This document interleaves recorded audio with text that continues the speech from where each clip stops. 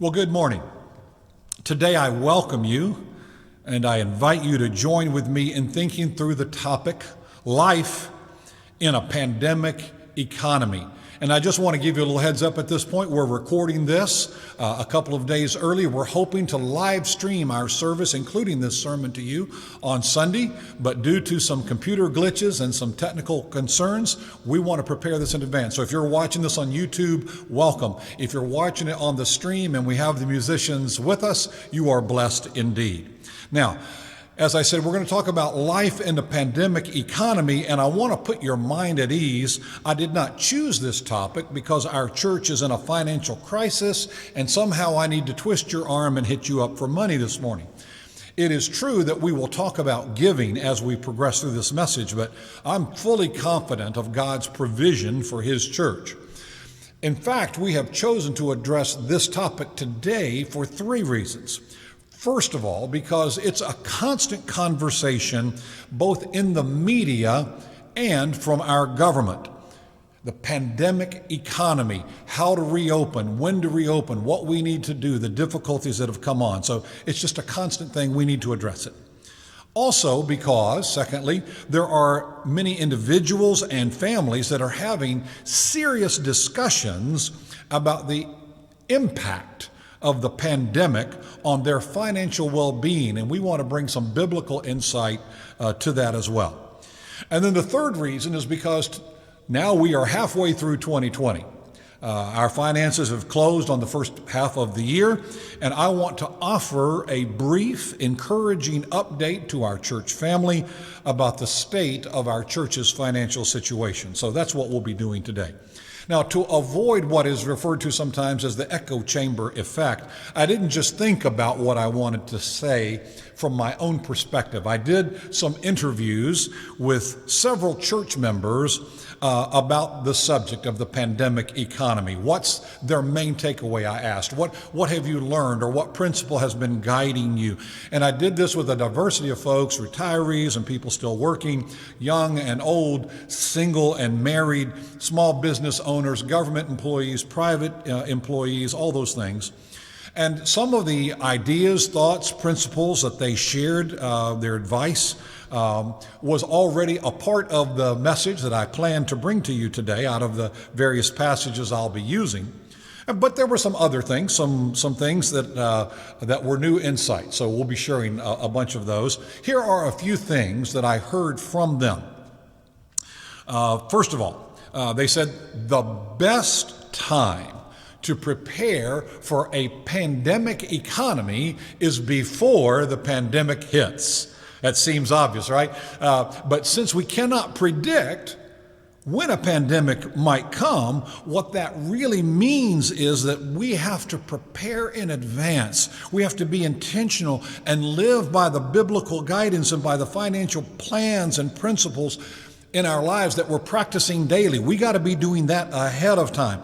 Once a pandemic hits, you can take steps to try to improve your financial situation and to make the crisis lessen, but the fact is you're much more limited in your options at that point.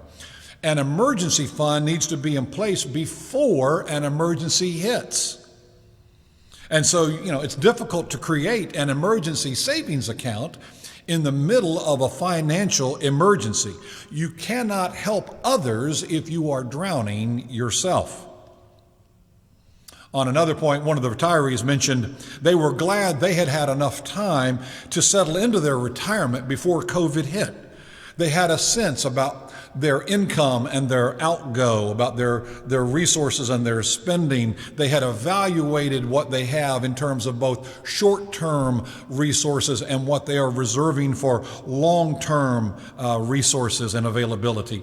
And here, really, the message is this. You need to have a plan to live within your means, and then you need to work that plan. It doesn't matter if you're employed actively or retired or however that works. You have to have a plan to live within what you have resource-wise, and you need to work that plan.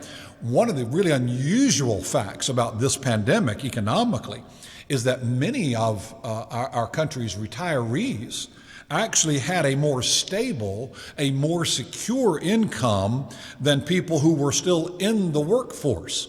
Were you going to get laid off? Were you going to get furloughed? Were your benefits still going to be there? How soon would the payroll protection plan money arrive? How about the tax refund money? When was that coming? All of that was very unpredictable. And so it was an odd twist of events. On another score, we had some younger folks in our church. I thought this was incredibly interesting. They had launched a new business venture just in time for the shutdown to arrive. And like everyone else in business, they had to pause, they had to close, and they had to use that time to reevaluate. What I love about these guys is that once they reevaluated, they determined to move forward because they believed strongly in the purpose of their new business, the why that was behind it. That's so key to our life as well. And because they had planned this business venture and they had set aside separate funds for the startup anyway, kind of like an emergency fund to start a business, they decided, let's step forward. And I think there's a very, very important message in that, folks. And here it is, if God has led you into something and you have done your part well and faithfully in preparing and then in remaining flexible and adaptable to address that which God allows to come into your life, then it is possible to face those difficulties and still move boldly into the risk or the opportunity because you've made arrangements to do so. And then that gives you the chance, even in the difficult circumstances, to claim your reward, to be a blessing to others, to find that positive financial outcome. That's only possible if you've thought it through like that. So I loved that input. There was other feedback in the various conversations that you would expect. Regrets about consumer debt, credit card debt, fears related to student loan payments, jobs that were certainly threatened by closed businesses that are still not yet fully reopened. Now, here's what I need to say to you about this message today. I don't have anything in this message that I'm bringing to you that will somehow magically annul the consequences of those kinds of decisions. Credit card debt, outstanding consumer debt, student loans. There's no magic bullet from the Bible to deal with those things. There's no magic bullet from financial counselors that will help you solve those challenges. But I think on the positive side, what I want to do today is reassure you, reassure anyone who's feeling that pressure. Know that reassurance is there for me as well, that God did not do this to us. This was not God trying to teach us a lesson. We may learn some lessons, but I don't believe that biblically there is any evidence for me or anyone else to believe that God has caused our pandemic medical or our pandemic economic difficulties. And one of the interesting parallels to me is just like underlying health conditions have made some people more susceptible to greater difficulty in fighting off the pandemic. Economically, that's true as well. If you have bad, previously underlying financial conditions, it makes the pandemic economy, life in a pandemic economy, that much more difficult. And when I say underlying conditions, sometimes those are simply, let's be honest, let's all own it. Oftentimes that's just our bad choices, the results of previous bad choices that we have made, and they now come home to roost because cash flow has tightened up in a pandemic economy. And so sometimes that's the kind of underlying condition we're talking about. Sometimes it's more systemic and bigger and longer term. I think for some families, the underlying economic conditions that made the pandemic so hard is that they were just now about to finish recovering from the last recession, the Great Recession of 2007 to 2009. I mean, that difficulty, that hurt so many families. And just as they're about to find their way back, the pandemic arrives and creates a whole new level of difficulty. It's stressful. And that's why I want us to talk about this today. And with that in mind, I want you to especially hear this caveat.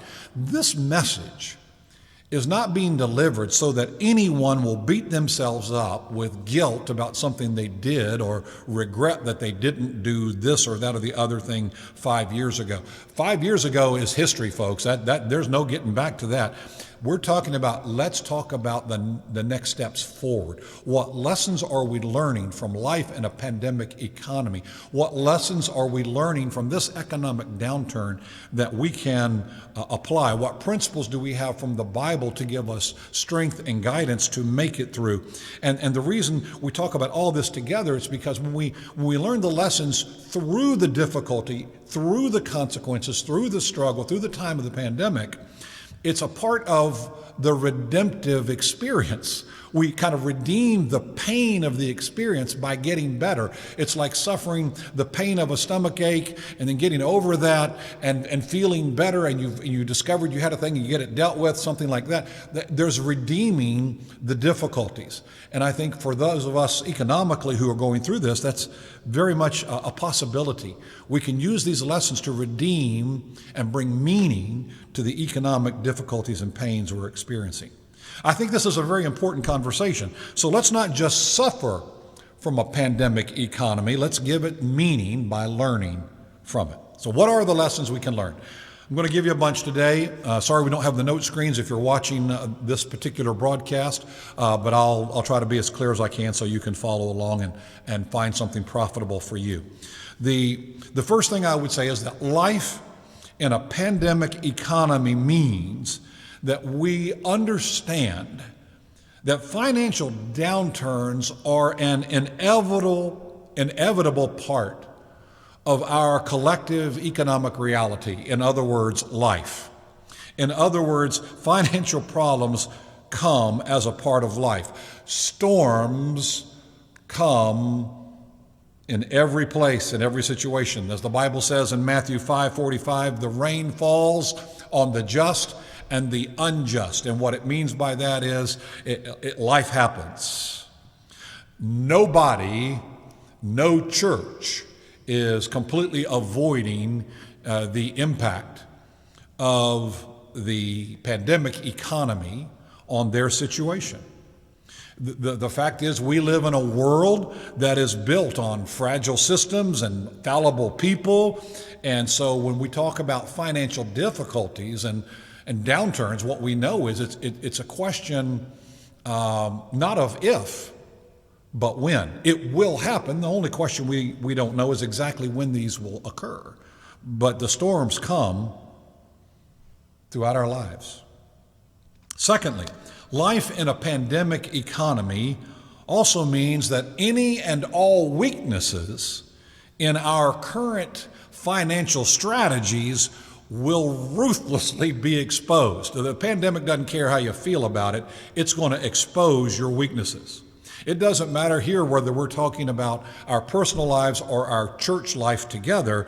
When we're making bad financial decisions or when we have a weakness in our financial process, it becomes more obvious in a time of pandemic. The weaknesses in our strategies are borne out. So let me give you an example and a question. When does your air conditioning break down? When it's 65 in October? Of course not. It breaks down like right now. In the 90s all week, we're in a stretch, the weather people say, where we might end up 28, 29, maybe 30 days where the temperature stays over 90.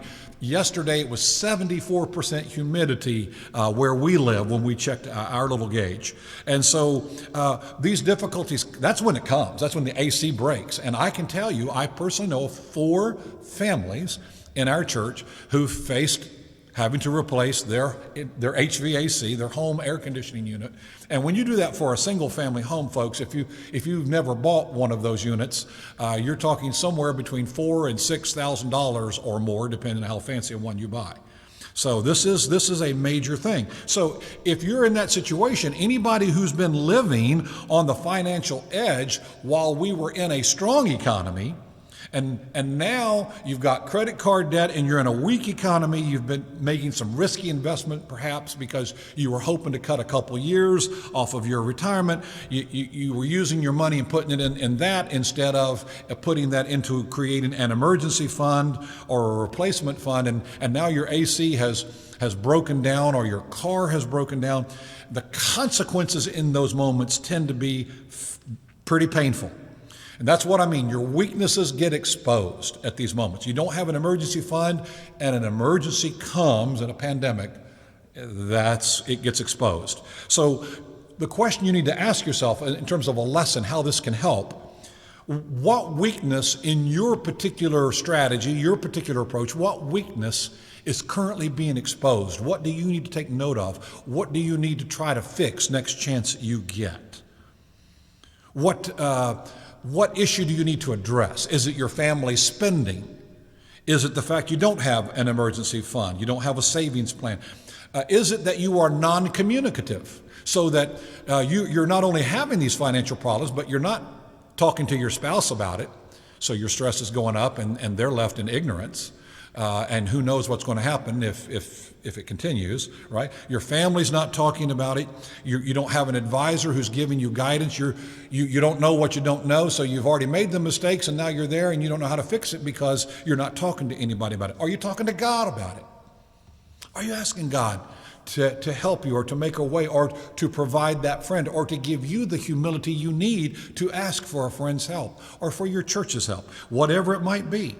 And again, I'm not trying to throw guilt on anyone. Listen, we need to ask ourselves, where is the weakness? What can we learn? Okay, thirdly, life in a pandemic economy proves the wisdom of biblical teachings on money management.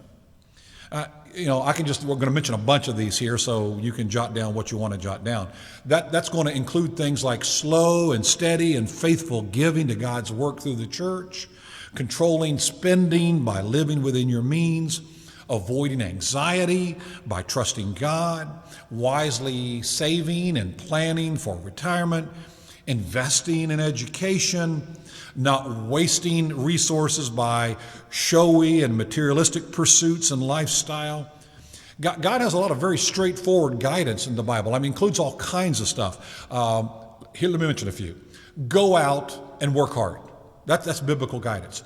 Earn honestly and earn well. Go ahead. The Bible doesn't prohibit that. Good on you. Live well within your means. I've mentioned that several times. And what I mean by that is you leave some margin for yourself. So if there's a little bit of shortfall or a little bit of extra expense, you had to make a visit, you had to repair a tire, you don't even have to go to the emergency fund for that. That should be just there in the margin that you have from month to month, right? So have some margin in your money and have some margin in your life. Don't put yourself in a position where you are just so stressed by this that because everything in your life is pushed to the limits. So live within your means. Thirdly, avoid debt. Debt. In America, they try to pitch you on the fact that you need a good credit score, and it does come in handy when you are borrowing money. But borrowing money can get you in a lot of trouble. So be aware that there are relationships there are advantages that people want to take of you. You want to be very wise about debt. Debt is never really your friend. In America, you can't buy a house without a mortgage, and so I don't know how you buy a house without a debt. But I have to say, there aren't many other instances where I would encourage anyone to take on a significant debt of any kind. Debt is not your friend. Another thing you need to do, says the Bible, is to plan your future. Plan for your future, spiritually and financially. Matthew 7:24-27 is that little story Jesus tells about the wise man built his house upon the rock, and so that when the rains came and the winds blew, the house withstood the pressure. And while that's really about building your life on the teachings of Jesus, you can say that also connects to the teachings of Jesus in the Bible about finances. You need to build on the rock and think about the future and plan for the future and not just build your life on the sand. Another simple biblical teaching about the pandemic economy and biblical wisdom would be giving to the poor. There's still a need to give generously to care for other folks. Another would be honoring God with the first tenth of what you earn. The practice of tithing as a reminder that God owns it all and God has given it all to us, and we are grateful to Him. Another very basic biblical teaching on finances would be the important thing to hang on to is not your money, it's God. Hang on to Him, trust Him, depend on Him. Don't depend on finances or investments to be your salvation. You depend and cling on God, and He will bless your life. Not always monetarily, but He will bless you. He will give you the peace. He will give you the care, the love, that acceptance, that safety, that security that you really, really need. Another biblical principle is that whether you've got a little or a lot, the biblical wisdom works. So indeed, in my little survey of interviews this week, I talked with people who have relatively little, and I talked with some folks who have relatively quite a bit. And was very interesting that two of those extremes gave me almost the exact same words on the biblical wisdom that they were seeking to follow about living within your means and preparing ahead of time. I thought that was beautiful. They proved the point of the sermon. Now, let me take a step back here and say, in encouraging you and me to follow biblical wisdom, we need to be honest about something, and it's this. Sometimes, as church people in America, particularly, I think, I'll speak about what I know. We live in a culture that can be very materialistic, and if we're not careful, we can become very envious of the world's way, of what we see some people in the world doing, how they spend their money. Oh, I'm going up to New York for another weekend. I'm doing this, I'm doing that. And we get a little envious. We think, well, you know what? If I didn't tithe this month, I'd have enough to take 3 extra days on my vacation, or I'd have enough to do this thing or that thing. Sometimes when you're a committed Christian and you have come up with a plan and you are working that plan faithfully with God, you realize you're not going to get a new car. You're going to get a new used car. You know, you may not be getting a vacation this year. You may be getting a staycation this year. And we begin to get envious of what we see other people doing. But you know what happens is, sometimes in those moments, then what happens is a pandemic comes along. And those people who are kind of living loose and wild and seeking all the things of the world end up in some difficulties of their own. And you're just over here steadily working your plan according to biblical wisdom. And you can celebrate that faithfulness that you have towards God and that God has towards you really provides you with great blessings. And when I tell that, I don't mean to at all say I would celebrate the downfall or the shortcomings of somebody else. What I want to say is we need to be glad when our preparations, when the fact that we have an emergency fund, when the fact that we've built up savings, when we've made provision for ourselves and our families and for our future and for the work of God, we can celebrate that, and we can look for ways to help and bless others. That's what we've been doing as a church through the pandemic, is trying to find ways that we can help and bless others. Sometimes it's another congregation. Sometimes it's a member in our church who has hit a rough spot, this, that, the other. We have had the joy, I'll tell you this, Pathways, we looked at our partner congregations who are doing great work. The Latino congregation under Pastor Ephraim, the Brazilian congregation under Pastor Carlos. And we said, you know what, instead of making them ask for some type of help, we went to them and we said, hey, why don't you take a month rent-free and put that money to work either to help your church's financial struggle or in the work that you're doing, because they're feeding families, they're taking care of needs, they're doing great work. You can do that because Pathways has made good preparations, has planned well financially. So when you've taken care of business, you can take care of God's business better. You have even more opportunities to serve and bless others. Now, if you've got your Bible at home with you, I want to encourage you to take it out, turn to the book of 1 Timothy, that's near the end of the New Testament, chapter 6, verses 17 through 19. If you're just jotting it down or looking it up on a screen, let me give it to you again. 1 Timothy 6, verses 17 through 19. Here's what it says. It's one of the best summations in the Bible of a financial policy. It says this in verse 17, command those who are rich in this present world. And before I go any further, let me just say, don't try to run away from this verse by saying, well, that's not me, I'm not rich. Because in our context, all of us who have housing, we have a roof over our head, we have jobs, we have transportation. I mean, we're rich, okay? So he says, tell those who are rich in this present world, command them not to be arrogant, nor to put their hope in wealth. You looking at this in the scriptures? The next words, which is so uncertain. Really? Has anybody felt a little uncertainty in this pandemic economy? I mean, the Bible is so true still today. The wealth which is so uncertain, tell them to, but instead put their hope in God, who richly provides us with everything for our enjoyment. Command them to do good, to be rich in good deeds, and to be generous and willing to share. In this way, they will lay up treasure for themselves as a firm foundation for the coming age, so that they may take hold of the life that is truly life. Now keep that verse in front of you for a minute. Let me point out a couple things and confess my own sin. When this passage first caught my attention, it was because of me. I noticed for the first time that particular time in my life, how generous God was as he was thinking about our enjoyment. Did you notice that? It says to put their hope in God, who richly provides us with everything for our enjoyment. And I was so grateful to have a God who would be concerned about my enjoyment. I think my spin on that verse as a young man was a little bit self-serving.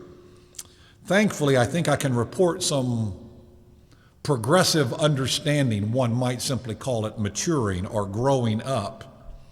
As I look at that verse now and I think about what it is we're going to enjoy, he richly provides us with everything for our enjoyment. But what does our enjoyment really consist of? Well, he says, command them to do good, to be rich in good deeds, to be generous and willing to share.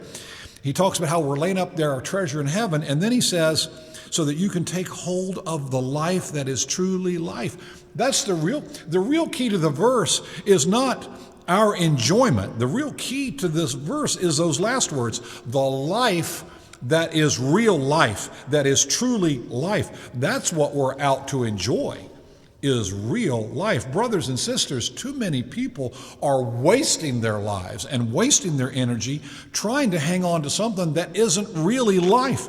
They're hanging on to stuff. They're hanging on to prestige. They're clinging to status. They're worried about the opinions that others have of them. Hear me, liberate yourself. Let that junk go and grab on to real life. We invest in our future. Maybe we should put it this way, liberate pathways. Hallelujah. Liberate the people of God. Let go of the junk and grab on to real life. All right, let's press forward. Number 4, life in a pandemic economy reminds us, okay, get ready, here's the less good news, reminds us that God often uses financial pain to bring clarity to our minds about what matters and what doesn't.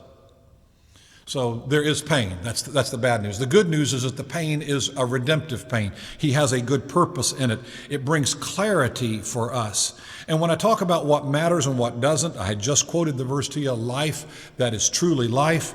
One of the ways we see this play out is that when I listen to people's testimonies, when you've heard these testimonies before in church, and I've heard this kind of stuff throughout my life when people have opened up their lives and shared, and they will often say stuff like, well, I thought life was cruising along.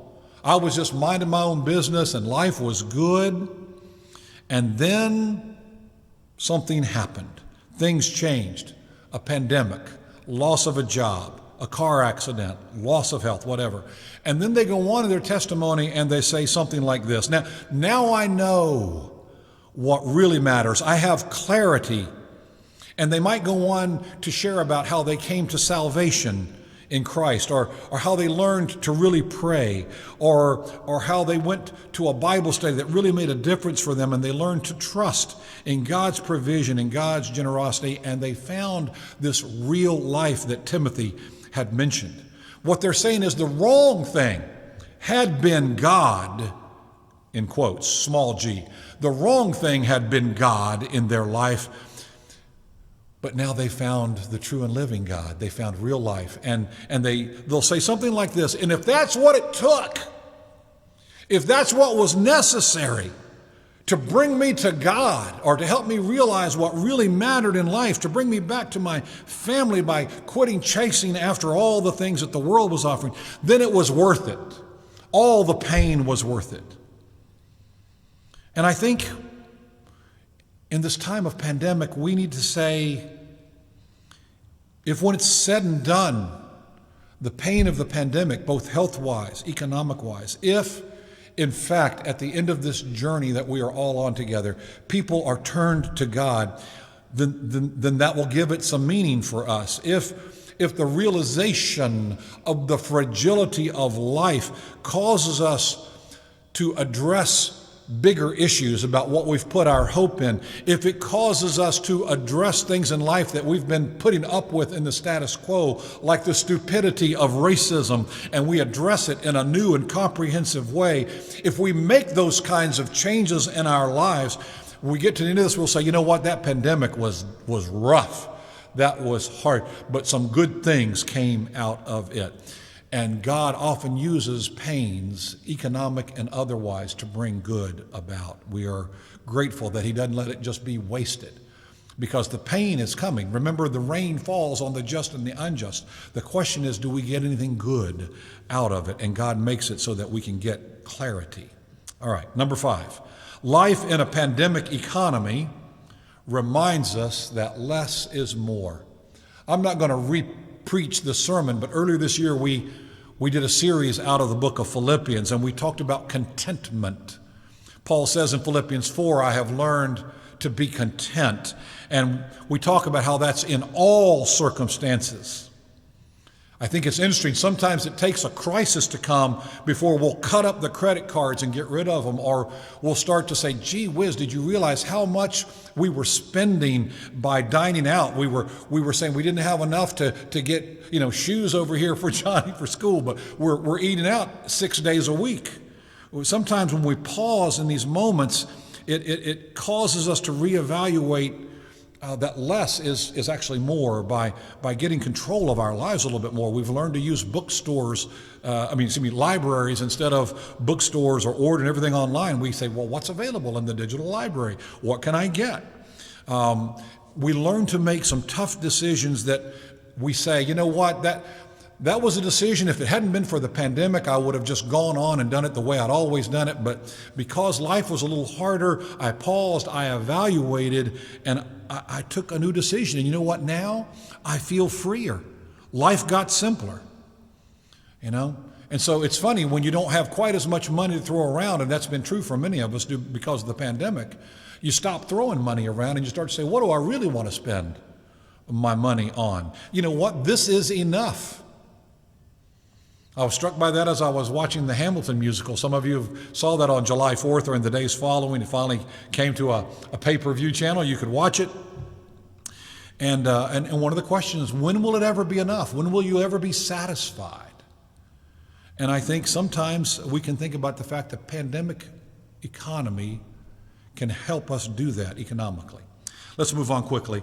Life in a pandemic economy also lets us see that some people get hurt more severely than others. And let me just say, if we actually put in the pronouns and say other people have been hurt worse than I have been hurt, or that you have been hurt, what that ought to do for us is create a desire to look for a door, an open door, that we might minister to them, that we might help them. And I specifically want to say a word of gratitude. I have observed some folks be extremely generous to other folks in this time. Some of it's been neighbors, some of it's been here in the church, people giving gifts to help provide things for other folks. It's been absolutely a wonderful thing to see. And as a pastor, let me say I'm exceedingly grateful. Some folks have chosen to be exceedingly generous with their church, and that has really helped, because when there are no church gatherings, the people who only give when they attend aren't giving. And so the folks who give regularly, especially those who give online, and those who give in a recurring fashion online automatically, have been such a blessing to us. And we are so grateful to both the giver and to the one who has provided the gift, the Lord himself. There are so many ways to minister and help other people. Sometimes you just give them enough to pay for the copay at the doctor's appointment. Sometimes we help make up a little bit for a rent payment or a housing payment, or sometimes we give somebody a little bridge gift to help them survive with groceries and food and needs while they're waiting for that unemployment check or that PPP support or whatever it might be, or while they're trying to hang on until their business can get fully reopened. And let me just say, when I talk about, we may see that somebody's suffering worse than us, we should never use that as an occasion to arrogantly judge someone else, especially if we know that part of their difficulty is based on a mistake they made. This is not the time to go nanny, nanny, boo-boo and point fingers and act like we're superior. Absolutely not. This is an opportunity for us as God's people to practice generosity when we have the capacity to help. Oh, I'm not sure they deserve it. Be careful about that kind of thinking. Be very careful. Celebrate what God has entrusted to you. Don't hoard it. Use it to bring joy to you and to God. Grab on to the life that is real life. And then let me kind of wrap up with one more point. In a pandemic economy, we never know how long the crisis will last. There's chatter about a vaccine, there's chatter about reopenings, there's chatter about all kinds of stuff. The fact is, nobody knows yet. And what happens is that new opportunities present themselves. So at Pathways, we see opportunities for ministering, opening up for ways for us to engage and help our broader community. For some of you listening to me today, you may need to learn to humble yourself and ask for help. Others, you may say, you know what, I've not been affected negatively financially in the pandemic. I have a particular kind of job. I work in a particular scenario. I have particular investments. I'm doing very well. And you may be asking yourself, is this the time for me to step up and give extra? Can I make a further difference? Listen to what God has to say. And I want to really wrap up the message. I had promised early on that one of the reasons I wanted to share this message was to give a quick report on Pathways at the mid-year point. And I just want to say, we all understand how important it is for a church to be transparent and trustworthy with everything that is entrusted to them, especially money. So here's what we need to say to you in our terms of honesty. Of course, giving to our church through offerings that has been negatively affected by the pandemic. That's just the truth of it. As the end of June came and went, that was the 6-month mark, we'll report to you that we're about 10% below our hoped-for goal by this point in the year. So that's the honest, transparent, bad news that we need to share with you. Now, here's the good news, and that's that there's plenty of good news. The good news is that although comparisons are not always helpful and useful, we can say to you that our situation as a church here at Pathways is, in regards to income and indebtedness, far better than the reports and studies we see for many churches across our country and around the world, even entire denominations. Now, I talked about income and I talked about indebtedness. So here's the good thing. On income, what I mean by that is many of you have called or you've gone online and you have created the recurring online automatic giving. Thank you. That really is a lifeblood for churches in this era, and we are so appreciative. Many of you were doing it before, but many more have signed on since, and we are grateful for that. We thank you for your faithfulness and praise the Lord for His goodness. Now, when I mention indebtedness, here's the good news. We don't have any. Most of you are aware we paid off our indebtedness several years ago, and we don't carry any. And the churches that are carrying big mortgages or who are renting property, it's a real challenge for them. So be grateful to God for what He has provided for us. We are also aware of the pains our other sister churches are going through, particularly on the staff level. We've heard a lot of discussion, read articles of churches around our country where staff members have been laid off or their salaries were frozen and just, we'll pay you again when we reopen kind of thing. I don't know how they expect people to survive that. We have been able to avoid all of that. We've avoided any staff cuts. As a matter of fact, we've actually increased our staff because last week, Ananda received her R1 visa and was cleared to begin work as an employee of the church, something we've been working on for almost a year, and we are grateful that she's able to do that as our minister of multicultural worship. So thanks to the wise financial management by our administrative staff, by our finance and personnel committees, and by the giving of our church members, we're able to say, no, we did not cut staff. Indeed, we have actually completed our staff for the time being, thanks to these particular circumstances that God has brought about for us.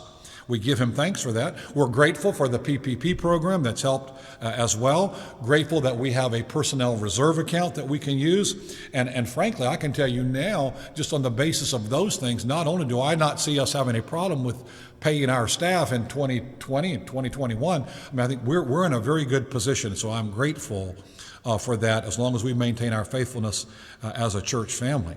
The further good news that I want to share with you, beyond just keeping our staff on board, is that I can report to you that as of the end of June, we have kept the faith and we are up to date in support payments for our missionaries, our denominational partners, the folks that we're working with, like MOM and Gaithersburg Help and Upper Montgomery Network, that help meet the immediate needs of the poor and underserved people in our regional community. So we are so grateful and happy about that. And we are even strategizing new channels of ministry with partner churches locally to expand our impact at a time where there needs to be an impact by God's people on our community. I also want to mention that earlier this year, Pathways had approved funds for the construction of our new kitchen as the final build-out project of our facility here. Never had been completed. Now was the time we appropriated the money. And some of you know, some of you do not, we respectfully put that project on a pause or on hold back in early March, just out of respect for the difficulties that we were seeing as the pandemic swept across our nation and community. And to be clear, our building money, our kitchen money, is separate from our budget money that we pay our staff from. It's two different buckets, if you want to use that kind of terminology. But we still said, you know what, we want to wait and see. We don't want to look like we're spending money hand over fist on our own facility and not aware of what is going on in our members' lives, in our community. So we've tried to be very, very wise about that. Our first major expenditures in the pandemic were to Gaithersburg Help and to MOM, bonus payments beyond what we had in the budget. Very exciting news to report: our Latino congregation under Pastor Ephraim's guidance, feeding hundreds of families with boxes of food on a weekly distribution here in the Pathways parking lot. And you got to love it. He came to me and he said, Pastor, sometimes they come and they say, you are the Spanish church, but we see this as the American Pathways Church. And we always say they are wonderful people. You ought to come visit when the pandemic is over. It's not just good PR, it's a great witness for the unity we share in Christ. And I give thanks to God for that, about our partnership, our mutual love and respect. We're grateful for what God is doing. Lastly, just a word again of thanks to all of our supporters. People, be watching for your mid-year statements, probably coming by the end of this month. Let us know if there's anything we need to correct. We want to thank you. Let us know, church members, if there's a way we can help you. And we want to remain vigilant and humble as we begin planning for 2021 soon. It won't be long. We here at Pathways have a three-pronged mission: to follow Jesus, to love people, and to bring hope. So in a pandemic economy, that simply means being faithful as a New Testament church in the face of the consequences of the pandemic. That doesn't stop us. We're still interested in caring about people, their spiritual lives, their economic lives, the social justice of fighting against racism. Whatever we are going through, we want to stand together. We want to help one another. We want to help the poor and the suffering, and point to our confidence in God as the provider and our sustainer. We want to act like God's faithful people as God's church here at Pathways. The struggles and storms of economic life are inevitable and unavoidable, but the blessing we have is that God is making it possible for us to choose a response to the difficulties that bring honor to Him. Let's give Him glory in the way we live life in a pandemic economy. Thank you. God bless you.